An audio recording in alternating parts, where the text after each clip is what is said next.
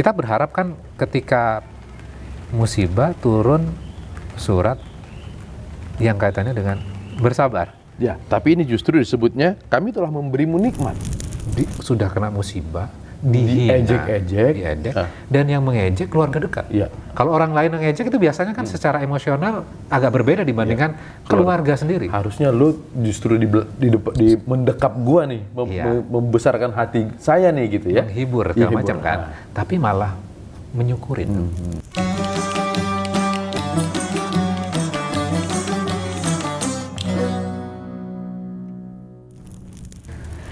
Assalamualaikum warahmatullahi wabarakatuh. Alhamdulillahalamin. Wassalatu wassalamu ala asrofil anbiya wa mursalin wa ala alihi wa sahbihi ajma'in. Rabbi shrah li sadri wa yassir li amri wahlul 'uqdatam min lisani yafqahu qawli. Sahabat Quran, kita berjumpa lagi dan sore ini kita akan membahas sebuah tema yang menarik. Mungkin Anda sudah mendengar bahwa Gubernur Jawa Barat Ridwan Kamil baru saja kehilangan anak tersayangnya. Tapi kita bisa melihat bagaimana di muka publik Ridwan Kamil dan keluarga berhasil mengelola emosi sehingga kemudian dia bisa tetap menjalankan tugas sebagai gubernur dan tugas sebagai seorang ayah. Apakah ini Ridwan Kamil cukup memahami makna berkurban? Kita akan melihatnya bersama guru kita, Ustadz Khairul Alam. Ustadz Alam, Assalamualaikum. Waalaikumsalam warahmatullahi wabarakatuh. Kalau Ustadz Alam melihat Pak Ridwan itu seperti apa? Apakah dia cukup berhasil mengelola emosi atau ada bagian-bagian yang Ustadz Alam lihat dari sana? Ya, ini kan luar biasa ya. Memang setiap manusia itu pasti diuji yang namanya musibah. Ya. Dan gak ada seorang pun yang lolos dari musibah kan? Pasti. Dan yang paling berat sebenarnya musibah kehilangan orang yang disayangi. Ya. Nah tentunya ketika kita menghadapi hal seperti itu dalam kehidupan nyata, kita kan harus balik lagi ngelihat referensinya dari Al-Quran. Yang paling enak kan pegangan sebagai seorang muslim kan Quran, kemudian apa yang dicontohkan oleh Rasulullah. Nah dua hal ini yang kita pegang. Nah sekarang pertanyaannya kan, ada nggak sih sebenarnya dalam Al-Quran yang bisa menjawab real case kan itu seorang gubernur ya, seorang ayah lah, seorang ayah, seorang pejabat publik kehilangan putra yang sudah dirawat dengan baik, dididik dengan baik, bahkan sampai mau mengenyam pendidikan S2 kan. Kemudian tiba-tiba hilang dalam waktu cepat. Dalam waktu cepat. Dan sempat tidak ketahuan kan, apakah sudah meninggal atau belum, mayatnya ada atau tidak ada, gitu ya, ditemukan atau tidak ditemukan. Nah itu kan sebuah penderitaan tersendiri tuh. Nah ada sebuah surat yang menarik tuh, suratnya Al-Kautsar. Surat pendek sebetulnya. Surat pendek. Mungkin sebagian kita sudah menghafal itu kan? Pasti semua orang. Karena cuma tiga ayat saja. Ya. A'udzubillahi minasyaitonirrajim. Bismillahirrahmanirrahim. Inna a'tainakal kautsar. Sesungguhnya kami telah memberikan kepadamu nikmat yang sangat banyak. Di ayat pertama itu. Nah tentunya surat ini memang secara spesifik itu ditujukan kepada Rasulullah. Ada peristiwa. Peristiwanya apa? Rasulullah itu juga punya putra laki-laki. Dan putra laki-laki ini adalah putra yang disayangi. Nah, putra yang disayangi oleh Rasulullah ini bernama Ibrahim. Meninggal dunia. Jadi hampir sama kan? Ini, hampir sama. Nah, ketika meninggal dunia pastinya Rasulullah kan namanya juga manusia juga kan, Rasulullah juga manusia. Ada rasa sedih juga ketika ditimpakan musibah. Nah, kita berharap kan ketika musibah turun surat yang kaitannya dengan bersabar. Ya, tapi ini justru disebutnya kami telah memberimu nikmat. Ya. Artinya apa kalau nikmat? Berarti kan bersyukur kan? Iya. Berarti mengingatkan nikmat yang sudah diberikan kepada Rasulullah itu sangat banyak sekali. Berarti kan intinya bahwa suruh bersyukur kan. Menurut logika kita, musibah kok bersyukur ya? Apakah Allah mau menyebutkan bahwa ketika kamu kehilangan ini, jangan hilangnya yang kamu soroti, tapi sebenarnya di luar itu ada nikmat yang terus saya berikan kepadamu. Ya, oke. Nah, sekarang kita lihat. Berarti kan surat itu perlu kita analisa. Perlu kita pelajari sehingga kita bisa, oh ternyata kenapa? Kok switch kan? Yang harusnya sabar tapi bersyukur. Jadi logikanya gini. seperti yang Bang Latif katakan tadi, biasanya ketika ada musibah, nih katakanlah musibah gitu ya, musibah. Kemudian kita biasanya mencoba bersabar, dan nasihat orang yang datang kepada kita kan bersabar kan. Iya. Dan biasanya kita ketika ingat musibah itu akan sulit nggak untuk bersabar? Pasti sulit. Sulit. Pasti sulit. Sulit. Ketika kehilangan itu baru datang, sabar yang disampaikan orang itu hiburan sesaat lah sebenarnya ya, kan. Benar. Nah, kenapa kok sulit? Karena kita fokus kepada musibahnya. Iya. Maka Allah mengalihkan itu semuanya. Sesungguhnya nikmat yang sudah diberikan kepadamu Muhammad sangat banyak. Dialihkan kepada nikmat-nikmat yang sangat banyak ini. Tidak difokuskan kepada musibahnya. Ketika kita ingat nikmat yang sangat banyak itu, akhirnya apa? Akhirnya kita bisa bersyukur tuh. Ketika kita sudah bersyukur, akhirnya gampang untuk diri kita bersabar tadi. Ya, oke. Jadi balik ke situ tuh sebenarnya. Iya. Sama dengan misalnya gini. Ketika misalnya kehilangan orang yang kita sayangi, sudah dididik sampai usianya sudah dewasa, udah S1 atau S2 gitu ya. Tentunya kan tidak mudah ketika fokus kepada momen kehilangan itu. Kalau kehilangan anggota keluarga mungkin ukurannya sulit. Kalau kita buat contohnya yang lebih real, kamu kehilangan 100.000 deh, tiba-tiba hilang. Itu kan tetap juga nelongso gitu hati kita. Betul. Kan? Nah itu gimana mengobati itu? Kita kehilangan 100.000. Kita punya uang 1 juta sebenarnya. Fokus kita yang 100.000 ini. Bukan 900.000 sisa. Bukan 9.000 sisanya. Iya. Ketika kita fokus kepada 100 ini, akhirnya hati kita itu nelongso. Kita tidak ingat nikmat yang lain. Kita lupa bahwa kita masih punya 900.000. Betul. Oke. Sehingga formulasinya adalah ketika musibah, ingat nikmat yang lain yang sudah Allah berikan kepada diri kita. Ketika kita fokus kepada nikmat ini, akhirnya apa? Kita jadi bersyukur. Oh, masih banyak sisanya, banyak nikmat yang sudah diberikan kepada kita. Sehingga akhirnya memudahkan diri kita mengikhlaskan yang 100.000 tadi yang hilang. Akhirnya kita mampu bersabar. Ini kan luar biasa ayatnya ya. Iya. Saya kalau melihat Kang Emil ya, begitu dia kehilangan anak ini, kemudian dia muncul menjadi seorang bapak yang kemudian memberi banyak waktu kepada anak perempuannya dan anak yang baru dia yang kecil itu ya, yang baru diadopsi. Sehingga kelihatan sekali bahwa dia ingin mencurahkan kasih sayang ke sana. Apakah ini yang juga disebut bagian dari tadi mensyukuri apa yang ada? Ya. Nah, biasanya kan ketika kita kehilangan dan akhirnya kita melupakan nikmat yang sudah diberikan kepada kita. Akhirnya kita malah kayak suffer buat diri kita dan akhirnya memiliki impact kepada orang lain kan. Jadi akhirnya kita nggak merawat orang lain, kita tidak menumpahkan kasih sayang kepada orang lain. Ternyata melaksanakan agama itu jadi bukan hanya sekedar sholat dan puasa saja, tapi bersyukur dan bersabar itu juga rangkaian ibadah kita kan. Baik, setelah di surah pertama yang bersyukur itu, bagaimana dengan lanjutannya ini? Di dalam ayat kedua itu kan menarik tuh. Ya. Coba bisa minta Bang Latif untuk Bismillahirrahmanirrahim. Fasholli li rabbika wanhar. Maka laksanakanlah sholat karena Tuhanmu dan berkurbanlah. Sholat dan berkurbanlah sebagai ibadah dan mendekatkan diri kepada Allah. Nah, jadi di orang yang sedang tadi harus bersyukur itu, tapi dalam musibah itu harus sholat dan berkurban. Nah, bagaimana itu menjelaskan itu? Nah, itu menarik tuh.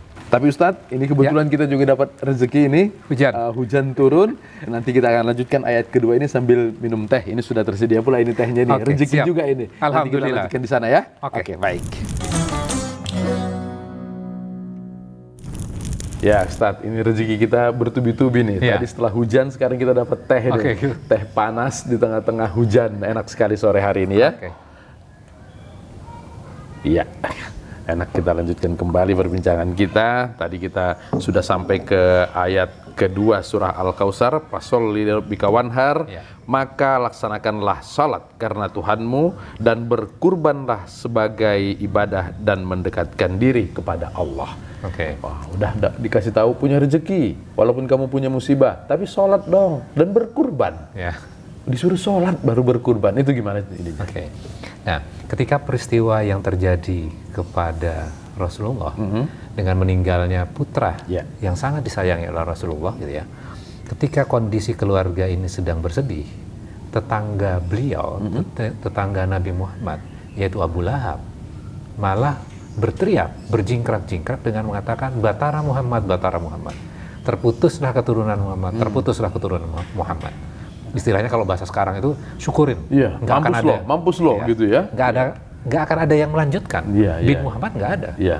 Karena putra laki-laki loh yang akan melanjutkan. Nah, bayangkan ketika kondisi seperti itu kan pengennya ketika sudah kena musibah, dihina, diejek-ejek, diedek, dan yang mengejek keluarga dekat. Iya. Kalau orang lain yang ngejek itu biasanya kan secara emosional agak berbeda dibandingkan keluarga sendiri. Harusnya lu justru di mendekap gua nih, Iya. membesarkan hati saya nih gitu ya. Menghibur Iya, segala macam kan, tapi malah menyukurin. Nah, ketika terjadi seperti itu, kalau kita biasanya responnya pengen langsung membalas kan? Bukan membalas lagi tuh kalau saya Ustaz Alam memukul. Memukul, iya. Seperti yang terjadi sekarang kan? Iya. Nah, ternyata Rasulullah diberikan sebuah tuntunan oleh Allah. Maka dirikan sholat untuk Tuhanmu. Ya. Ketika kita mendapatkan hal seperti itu, kemudian kita langsung merespon. Biasanya respon kita kan dengan kata-kata kasar, Ya. atau tadi dengan memukul kan? Main fisik kan? Pokoknya negatif aja. Negatif gitu ya. Maka kualitas diri kita itu nggak akan baik.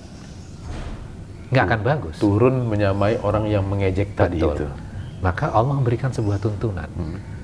Kamu diamkan dulu, kamu perbaiki kualitas dirimu dengan cara apa? Dengan cara sholat. Sholat. Oke. Untuk Tuhanmu. Jadi sholatnya untuk Tuhanmu. Nah, ketika kita sudah sholat gitu ya, kira-kira kalau kita mau merespon, kualitasnya akan lebih baik nggak? Sudah mungkin lebih tenang sedikit Lebih ya. tenang. Ya. Atau malah kemudian tidak merespon lagi. Ya. Karena sudah tadi mengadu kepada Allah ya. Mengadu kepada Oke. Allah. Terus habis itu, ternyata nggak berhenti sampai di situ aja. Wanhar, Ya. berkorbanlah. Oke. Nah, sekarang kita lihat korelasinya dengan kisah sebelum turunnya surat ini kan.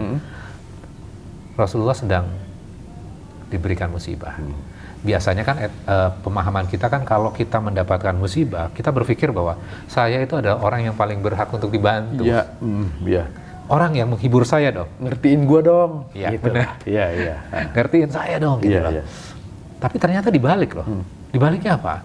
Walaupun kita ditimpakan musibah, kita juga berkorban. Berarti berkorban itu bersedekah. Iya. Ketika kita bersedekah sebenarnya membahagiakan orang lain kan? Ya kan? Iya. Nah, ternyata itu menjadi sebuah tuntunan buat kita. Bersedekah membahagiakan orang lain.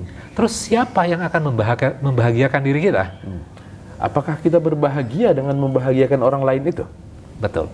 Oke. Ketika kita sudah membahagiakan orang lain, bersedekah dan membahagiakan orang lain, maka yang akan bertanggung jawab terhadap kebahagiaan kita adalah Allah Subhanahu wa taala. Bisa melalui orang itu, Iya.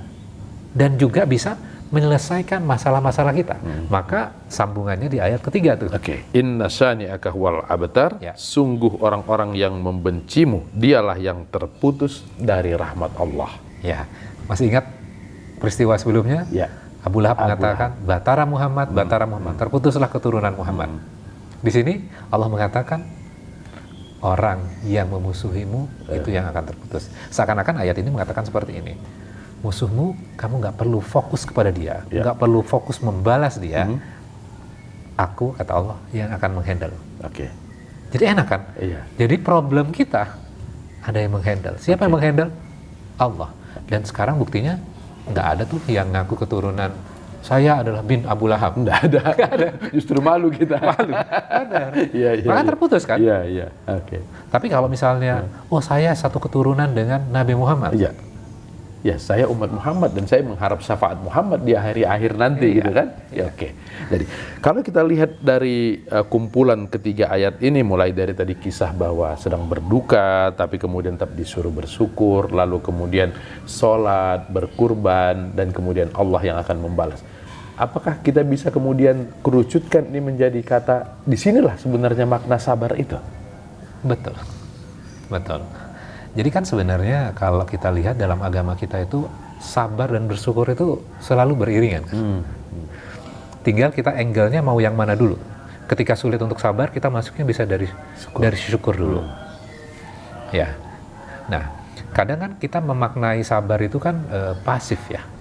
Pasif. Ternyata di sini kalau kita bisa belajar gitu ya. masuknya pertama kali dengan bersyukur, kemudian aktif dengan melakukan sholat, Iya. kemudian aktif untuk bersedekah, Berkurban dan bersedekah. berkorban dan bersedekah. Oke. Kan? Jadi sabar itu ternyata bukan hanya udah sabar aja deh. Iya, iya, iya. Nah kadang-kadang kan Iya. diterjemahkan seperti itu, Oke. enggak. Nah. Sabar itu kita aktif untuk melakukan sesuatu. Ada kecenderungan bahwa kamu sabar dong. Sabar itu berarti diam aja. Iya. Nerimo, Nerimo. pasrah. Ternyata sabar itu, apakah itu sabar yang benar? Atau memang sabar itu yang benar adalah sabar yang proaktif tadi itu? Oke, kalau kita lihat prosesnya, ya, sholat itu kan butuh proses. Ya, ketika ada masalah, kemudian kita sholat itu kan butuh waktu. Dan itu kan sebenarnya menguji kesabaran kita. Kita kan pengen gini, masalah kita pengen hadapi masalah itu, kemudian kita langsung pengen cari solusinya di situ. Kalau enggak orang yang menghina kita langsung balas di situ. Iya. Wah ini kita aktif nih gitu ya. Iya, iya, iya. Tapi kita minta hold dulu, tenang dulu, kamu sholat dulu. Nah itu loh sabarnya. Oke. Sabar kita melaksanakan sholat, ketika sabar melaksanakan sholat gitu ya, akhirnya kita bisa handle tuh sebenarnya masalah-masalah kita. Problemnya sekarang adalah ketika kita dalam realitas kita, dalam kehidupan kita, ada musibah kan langsung pengennya langsung hajar. Ya. Ya. Akhirnya apa? Kita tidak menjadikan diri kita menjadi pribadi yang berkualitas lebih baik. Akhirnya kan lebih buruk kan sebenarnya. Oke. Dan tidak menjadikan bahwa musibah itu sebagai pelajaran buat kita untuk memperbaiki diri ke depan gitu ya. Iya. Oke. Tadi Ustadz Alam sudah bilang bahwa dalam realitas sehari-hari, kadang-kadang kan cobaan itu macam-macam kepada kita. Betul. Ya. Ini lagi tahun politik seperti ini, kalau kita lihat di media sosial itu ya, bagaimana orang saling menghantam, menghina, membuli. Itu sabar yang kita ceritakan tadi itu bisa dibawa nggak ke sana? Bisa dibawa, kan gini kan. Kalau kita langsung terjun dalam kehidupan kita gitu ya, terjun dalam kehidupan kita bisa bermasyarakat, bersosial, bahkan bisa dalam dunia politik kan. Iya. Nah, berarti kan untuk meningkatkan kualitas diri kita kan butuh guidance. Dalam sholat kita kan selalu minta tuh, ihdinas siratal mustaqim, tunjuki kami jalan yang lurus. Oke. Nah, ternyata jalan yang lurusnya ketika kita baca surat Al-Baqarah gitu ya. Dzalikal kitabul la raiba fihi hudal lil muttaqin. Ini loh kitab yang tidak ada keraguan di dalamnya dan petunjuk. Jadi langsung dijawab tuh. Kita minta petunjuk di dalam surat Al-Fatihah, langsung dijawab di dalam surat Al-Baqarah. Petunjuk itu di dalam Al-Quran. Nah, kan nggak mungkin kita langsung bisa menghadapi realitas kehidupan kita kalau kita nggak berpegangan kepada guidance ini kan. Akhirnya kan carut marut kan. Ya. Fitnah, kemudian macam-macam lah yang terjadi dalam dunia politik. Ya. Nah, kita harus kembalikan lagi. Kita harus memiliki sebuah karakter yang baik, kualitas yang baik. Maka Al-Quran itu menjadi sebuah referensi sumber buat kita untuk, oh ini loh guidance kita, oh ini loh kualitas yang baik yang harusnya kita lakukan. Nah tentunya kan, wah kan nggak mudah. Loh kalau kita nggak berpegangan Quran, maka itu nggak akan mudah, akan lebih sulit. Ya. Tapi orang politik kata mudah bagi orang politik itu kan beda.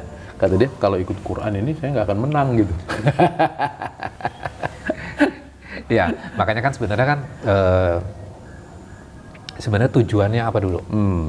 Dan kalau kita baca surat Al-Baqarah ya, nah, di dalam surat Al-Baqarah itu ayat ke-30. Nah, sekarang kita baca bersama-sama. Latif.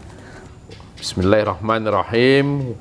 Wa idz qala rabbuka lil malaikati inni ja'ilum fil ardi khalifah qalu ataz'al fiha may yufsidu fiha ay yasfiku dima wa nahnu nusabbihu bihamdika wa nuqaddisu lak qala inni a'lamu ma la ta'lamun. Dan ingatlah ketika Tuhanmu berfirman kepada malaikat, Ya. Aku hendak menjadikan khalifah. Ini planningnya Allah. Ya. Ya. Allah memiliki sebuah planning bahwa di muka bumi itu akan diciptakan khalifah. Ya. Berarti ini tentang kekhalifahan. Manusia itu menjadi khalifah, menjadi pemimpin, menjadi penerus dari pemimpin sebelumnya. Ya. Dan ini planningnya Allah gitu ya. Nah, kemudian yang menarik adalah malaikat itu berkata, apakah engkau hendak menjadikan orang yang merusak dan menumpahkan darah. Sedangkan kami bertasbih memujimu dan menyucikan namamu. Dia berfirman, sungguh aku mengetahui apa yang tidak kamu ketahui. Nah ini menarik nih. Malaikat seakan-akan punya pemahaman, prediksi, ini akan melakukan kerusakan. Oke. Nah, terus jawaban Allah itu apa? Nah ini kan yang menarik nih. Saya lebih tahu daripada yang kamu ketahui. Ya. Terus habis itu, di ayat ke-31, Allah mengatakan Allah ajarkan kepada Adam nama-nama benda. Ya. Kemudian perlihatkan kepada malaikat, seraya berfirman, sebutkan kepadaku nama semua benda ini, jika kamu yang benar. Ditantang malaikat. Diuji gitu ya? Diuji. Terus jawaban malaikat, subhanak, maha suci engkau ya Allah. Ya. Terus tidak ada yang kami ketahui selain apa yang telah engkau ajarkan kepada kami. Sungguh engkaulah yang maha mengetahui dan maha bijaksana. Nah, sekarang kita analisis ayat ini. Kan tadi pertanyaan malaikat, kenapa akan menciptakan khalifah yang akan Merusak. Jawaban Allah apa? Diajarkan nama-nama benda. Oke. Kemudian malaikat mengatakan, loh saya kan sudah Bertasbih. Saya Saya lebih loyal kepadamu lebih Allah. loyal. Gitu kira-kira Iya. ya? Ini apa ya korelasinya? Sederhananya gini, Nabi Adam diajarkan nama-nama benda. Nah ini kan cikal bakal dari sains sebenarnya. Oke. Ilmu pengetahuan kan. Oke, berarti kan? bahwa manusia yang kami ciptakan itu akan memberikan ilmu pengetahuan. Pengetahuan. Untuk tidak kemudian merusak seperti yang kamu khawatirkan. Kira-kira Oke, begitu ya? Nah sekarang pertanyaan gini, ilmu pengetahuan itu netral nggak? Netral harusnya. Netral. Iya. Dia tidak baik, dia tidak buruk kan? Iya, tergantung kepada si manusia yang diberi pengetahuan itu. Ya, tergantung dari manusianya. Maka di sini disebutkan subhanak, maha suci. Berarti kan sebenarnya kayak seakan-akan ini kan dua hal yang berkontradiksi nih. Tidak berhubungan gitu ya. Satu sisi adalah dari sisi sainsnya. Kemudian di sisi yang lain adalah mengabdi kepada Allah kan. Memuji kepada Allah kan. Ternyata ini saling berkorelasi. Ketika sains itu atau ilmu itu dipegang oleh seseorang yang tidak mengabdikan kepada Allah, maka bisa melakukan perpecahan dan pertumpahan darah. Oke, kalau kita masukkan tadi kepada Politik mencari pemimpin tadi, Ya. jika pemimpin itu bisa mendapatkan yang dia mau dengan cara yang tidak mengikuti ajaran Allah, baik lewat kitabnya ini, maka siap-siaplah kamu mendapatkan pemimpin yang akan Nah, perpecahan. memberi kerusakan. Gitu ya? Oke. Nah, seperti misalnya nih, pertumpahan darah. Pertumpahan darah itu kan bisa kita tafsirkan, bisa letterlek perang, atau satu dengan yang lainnya saling menjatuhkan. Ya, polarisasi sekarang lah ya yang kita Iya. lihat. Sebetulnya itu kan juga pertumpahan walaupun darahnya tidak ada ya. Iya. Iya. Nah, kalau misalnya difahami dengan, ilmu pengetahuan sains itu kadang-kadang kan kita terjemahkan dengan IPA misalnya. Iya. Tapi kan itu juga bisa diterjemahkan dengan kekuasaan. Kekuasaan itu kan sebenarnya netral sifatnya. Tapi tergantung siapa yang akan mengendalikannya. Oke.